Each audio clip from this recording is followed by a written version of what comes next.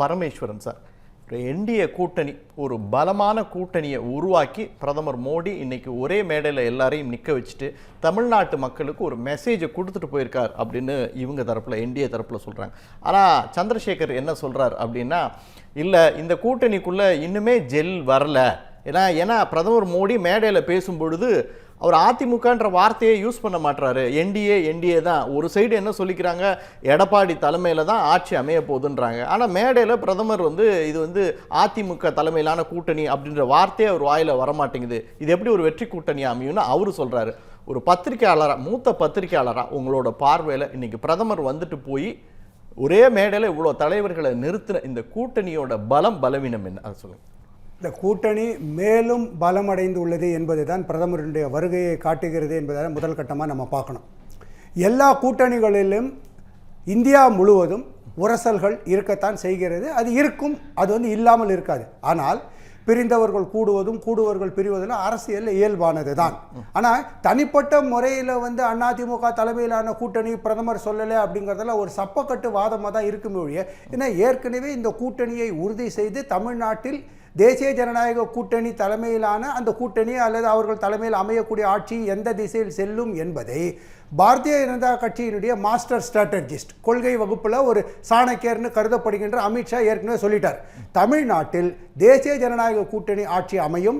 அப்படி அமைந்தால் அதற்கு அதிமுக தான் தலைமை ஏற்கும் என்பது திட்டவட்டமாக தெளிவாக்கப்பட்டு விட்டது.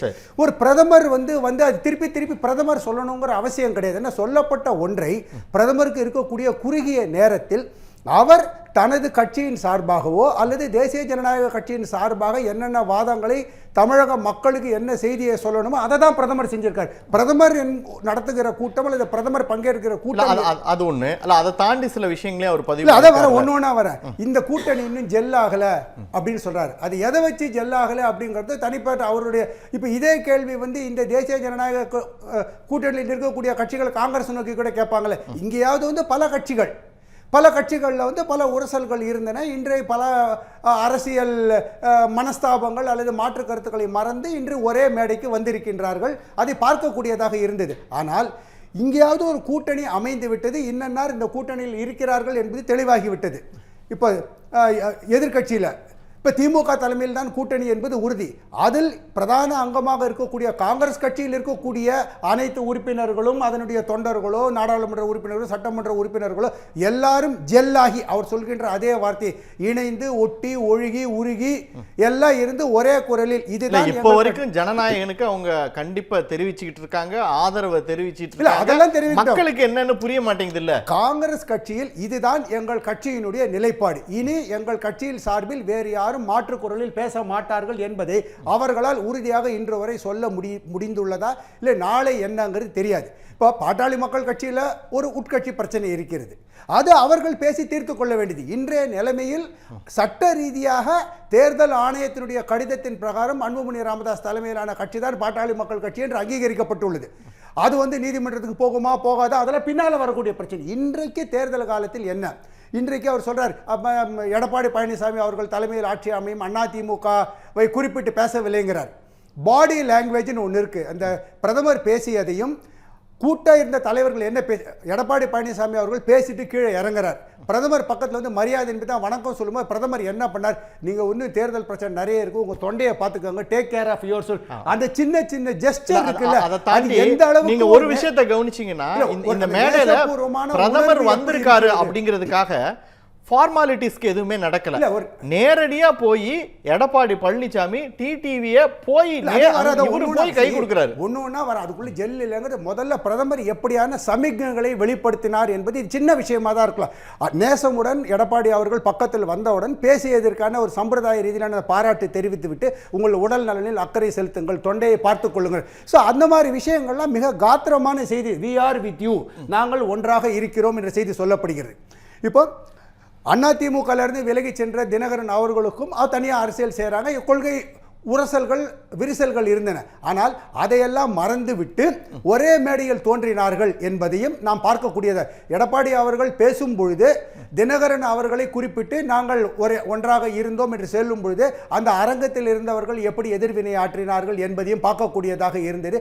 அதற்கு எல்லாத்தையும் விட கூட்டம் முடிந்த பிறகு இந்த இரண்டு கட்சிகளுடைய தலைவர்கள் எடப்பாடி அவர்களும் தினகரன் அவர்களும் இணைந்து பத்திரிகையாளர்களை சந்தித்த பொழுது எந்தபடியான ஒரு நேசபூர்வமான உணர்வு வெளிப்பட்டது என்பதை காணணும். உரசல்கள் இருந்தன, அதை மறந்துவிட்டு நாங்கள் தேர்தல் களத்தில் பணியாற்ற வருகிறோம் என்ற பிரதமர் டெல்லிக்கு கிளம்பி போயிட்டாரு. எந்த பிரச்சனையும் கிடையாது. பிரதமர் போனதுக்கு அப்புறம் இவங்க ரெண்டு பேரும் உட்கார்ந்து பேட்டி கொடுக்கறாங்க. சோ அப்ப எந்த அளவிற்கு அந்த கூட்டணி ஒரு ஒரு ஒரு அண்டர்ஸ்டாண்டிங்ல வந்திருக்காங்க அப்படிங்கிறது தெளிவுபடுது. நிச்சயமா இந்த இடத்துல நான் இன்னொரு தேசிய ஜனநாயக கூட்டணி இந்த நிமிடம் வரை ஒரு வலுவான உறுதியான கூட்டணியாக காட்சிப்படுத்தப்படுகிறது. அப்படியாகத்தான் அது இருக்கிறது என்பதை புரிந்து கொள்ள வேண்டும். இதை கிட்டத்தட்ட ஒரு பாயிண்ட்டுக்கு இதை நம்ம முற்றுப்புள்ளியா வச்சிருவோம். அதாவது என்னன்னா, இன்னைக்கு என்டிஏ கூட்டணி வலுவா இல்ல, என்டிஏ கூட்டணிக்குள்ள ஒரு ஜெல் இல்ல, அலைன்மெண்ட் இல்ல அப்படிங்கறதெல்லாம் தாண்டி இன்னைக்கு என்டிஏ கூட்டணி உள்ள வந்து ஒன்னாயிட்டாங்க. தொண்டர்கள் ஒன்னா வேலை செய்யறதுக்கு ரெடி ஆயிட்டாங்க. இது ஒரு மெசேஜ் இன்னைக்கு தமிழ்நாட்டு மக்களுக்கு தெளிவுபடுத்தியாச்சு. ஆனா தமிழ்நாட்டு மக்கள் முன்னாடி இருக்கக்கூடிய இன்னொரு கேள்வி, திமுக கூட்டணியில ஃப்ரிக்ஷன் இருக்கா இல்லையா அப்படிங்கிறது தான். இப்போ இருக்கு என்பதுதான் உண்மை. ஆட்சியிலையும் நாங்க பங்கு தருகிறோம், அதிகாரத்திலையும் பங்கு தர்றோம், உள்ள வாங்கன்னு விஜய் கூப்பிடுறாரு. இது வரைக்கும் யாருமே உள்ள போகல. இவ்வளோ பெரிய ஆஃபரை கொடுத்தும் யாரும் உள்ள போகல. ஆனா நாங்க உள்ள போறோன்னு காங்கிரஸ் சொல்ல மாட்டேங்குது. நாங்க திமுகவோட தான் இருப்போம் அப்படின்னு சொல்ல மாட்டேங்கிறாங்க. தெரிஞ்ச பேயோட தெரியாத பிசாசு எவ்வளவு better. Known devil is better than unknown angel. அவ்வளவுதான். அது புரிந்து கொண்டால் இந்த சோஷியல் மீடியால போடுறாங்க. இல்ல நீங்க சொல்ல வருது இல்ல நீங்க சொல்ல வருது என்ன, காங்கிரஸ் போகாது, அவங்க சும்மா ஒரு பயம் காமிச்சிட்டு இருக்காங்கன்றீங்களா? அப்படித்தான் எண்ணக்கூடியதாக இருக்கிறது. ஏன்னா ஒரு பேரம் பேசக்கூடிய ஒரு சூழல் நிலவுகிறது. இதை வைத்து இத்தனை ஆண்டுகள் நாம் கட்சியை வளர்க்க முடியவில்லை, ஆட்சியில் பங்கு அதிகாரத்தில் பங்களை கேட்க முடியவில்லை. இப்பொழுது எங்களுக்கு ஒரு மாற்று கதவு திறப்பதற்கான வாய்ப்பு இருக்கிறது. நீங்கள் இல்லை என்றால் நாங்கள் அங்கே போய்விடுவோம். எனவே எங்களை சாமானியமாக நீங்கள் எண்ணாதீர்கள். எனவே எங்களுடைய கோரிக்கைகளை நீங்கள் காத்திரமாக பரிசித்து முன்ன மாதிரி புறந்தள்ள முடியாது என்கின்ற செய்தியை காங்கிரஸ் சொல்கிறது. மற்றொரு விஷயத்தையும் அவர்கள் மறைமுகமாக சொல்கிறது என்னவென்றால், கூட்டணி இல்லாமல் திமுக ஜெயிச்சதில்லை, நாங்கள் இல்லை என்றால் உங்கள் வெற்றி கேள்விக்குறியாகிவிடும் என்கின்ற செய்தியும் அங்கு காங்கிரஸ் மூலமாக சொல்லப்படுகிறது என்பதைத்தான் கவனிக்கக்கூடியதாக. சரி, ஓகே, நிச்சயமாக. பரமேஸ்வரன் சார், இன்னைக்கு தமிழ்நாட்டு மக்கள் திமுக ஆட்சிக்கு முடிவுரை எழுத போறாங்க, என்டிஏ கூட்டணி பக்கம் தான் தமிழ்நாடு மக்கள் நிற்கிறாங்க அப்படின்னு பிரதமர் மோடி சொல்லியிருக்காரு. எந்த அடிப்படையில் இதை சொல்றாரு, அவர் எவ்வளோ இதுக்கு பின்னாடி இருக்கக்கூடிய ஒரு ஆணித்தரமான காரணங்களை நீங்க சொல்லுங்க. இல்லை, பிரதமர் ஒரு பொதுக்கூட்ட மேடையில் கூட்டணி கட்சி தலைவர்களை வைத்துக்கொண்டு ஒரு கருத்து அல்லது ஒரு விஷயத்தை சொல்கிறாருன்னா ஏதோ எழுந்தமானமாக சொல்லிட மாட்டார். பிரதமர் வரத்துக்கு முன்னால் அவருக்கு பலவிதமான புலனாய்வு தகவல்கள், இன்டெலிஜென்ஸ் பியூரோ ரிப்போர்ட்ஸு, உள்கட்சியின தகவல்கள் அதெல்லாம் வைத்துக்கொண்டு தான் பிரதமர் பேசுவார் ஒழிய, பிரதமர் ஒரு சாதாரண கட்சியினுடைய தலைவர் மாதிரி பேச முடியாது, பேசவும் மாட்டார். அவர் பேசுகிறார் அப்படின்னா அதுக்கான ஒரு ஃபேஸ் வேல்யூ இருக்குது. ஸோ பிரதமர் இன்றைக்கி வைத்த மிக மிக முக்கியமான ஒரு குற்றச்சாட்டு அல்ல ரொம்ப கடுமையான விமர்சனங்கிறது சிஎம்சிங்கிற வார்த்தையை பயன்படுத்தினார். Corruption, mafia and criminals. Corruption, ஊழல், அது அரசியலும் ஊழலும் பிரிக்க முடியாதுங்கிற ஒரு துர்பாகியமான நிலைமை இந்தியாவில் ஆயிடுச்சு. அது எல்லா கட்சிகள் மேலேயும் அந்த விமர்சனம் இருக்கிறது. அதை யாரும் மக்கள் பெருசாக பொருட்படுத்துவதற்கான வாய்ப்பில்லை. அது எந்த அளவுக்கான ஊழல் வியாபித்திருக்குங்கிறது பேசுபொருளாகும்.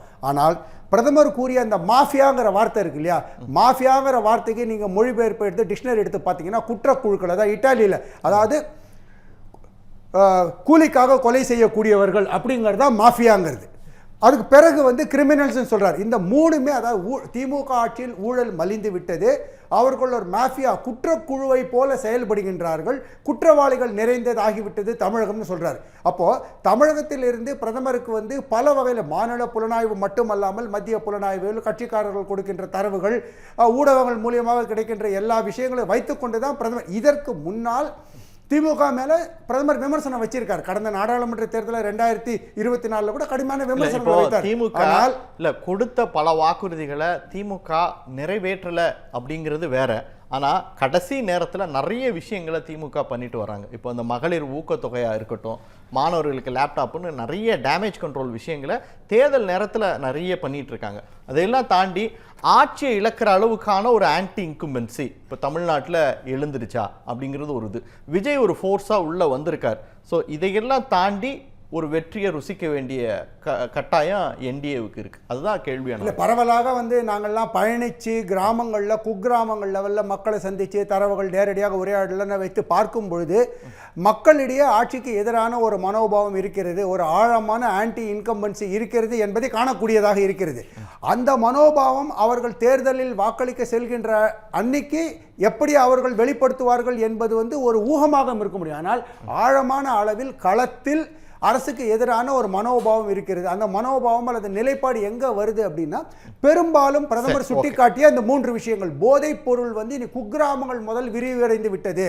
ஒரு பக்கம் மகளிருக்கு 1000 ரூபாய் ஊக்கத்தொகை அல்லது உதவித்தொகை கருணை தொகைன்னு எப்படி சொன்னாலும் அதை கொடுத்து விட்டு அது அந்த 1000 ரூபாய் எங்க போகிறதுனா அன்று மாலையை மதுபான சாலைக்கு போயிடுது. அப்போ ஒரு வலது கையால் கொடுத்து விட்டு இடது கையால் பிடுங்கிக் கொள்கிறது. கிராமங்களில் நாங்க போய் ஊடகவியலாளர்கள் பேசணும், என்ன சொல்றோம், இலவசங்கள் தேவையில்லை, வாழ்வாதார மேம்பாடு தேவையில்லை. ஒரு ஸ்ட்ராங்கான ஆன்டி இன்கும்பன்சி அலை தமிழ்நாட்டில் இருக்கு திமுகவுக்கு எதிராக. அதை ஃப்ரூட்ஃபுல்லா அறுவடை பண்ணிடும் என்டிஏ கூட்டணி அப்படிங்கிற விஷயத்தை நீங்க பதிவு பண்ணிருக்கீங்க. இந்த பண்டிகை நாட்களை முன்னிட்டு வில்லா மனைகளை முன்பதிவு செய்து ஸ்டாம்ப் டியூட்டியில் 50% வரை தள்ளுபடி பெறுங்கள். Premium villa plots across Tamil Nadu from 4.5 lakhs to 3 crores. One layer G Square. For details call 8939750009.